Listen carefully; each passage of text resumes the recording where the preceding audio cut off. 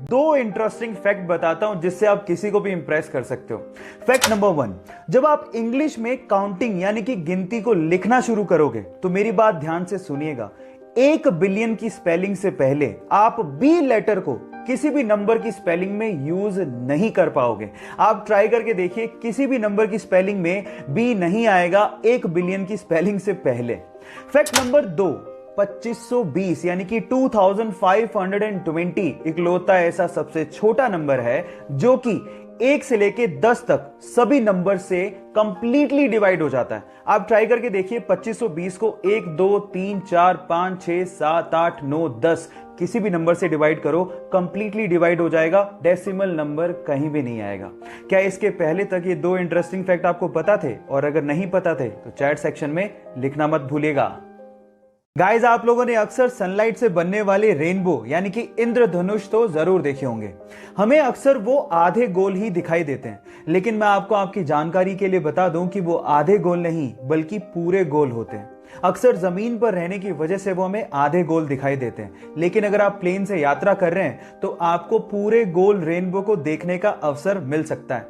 In fact आपकी जानकारी के लिए बता दूं कि सनलाइट से ही रेनबो नहीं बनते, मून लाइट से भी रेनबो बनते हैं, जिन्हें हम लोग मून बो कहते हैं।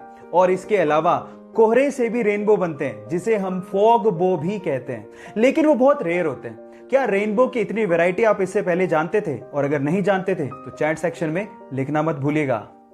जो लोग प्राइवेट कंपनियों में काम करते हैं, वो प्राइवेट कंपनियां उन लोगों को तभी तक ही सैलरी देती है जब तक वो वहां पे एम्प्लॉय हैं, जिंदा हैं और काम कर रहे हैं। लेकिन गूगल में ऐसा नहीं होता। गूगल में काम कर रहे एम्प्लॉय के मरने के बाद भी उसके परिवार को पैसा मिलता है। जी हां, आप ठीक सुन रहे हैं। अगर गूगल में किसी एम्प्लॉय की अचानक डेथ हो जाती है तो उसके अगले 10 साल तक उसकी पत्नी या उसके परिवार को आधा वेतन और उसके बच्चों को 19 साल तक का होने तक हर महीने $1000 यानी कि 70,000 रुपए दिए जाते हैं।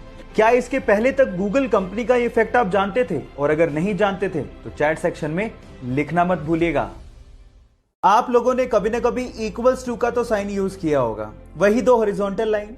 लेकिन इसके पहले तक ये साइन ऐसा नहीं था। इनफैक्ट इक्वल्स टू को लिखने के लिए कोई साइन था ही नहीं। इसके लिए कंप्लीटली इंग्लिश में इज इक्वल्स टू लिखना पड़ता था।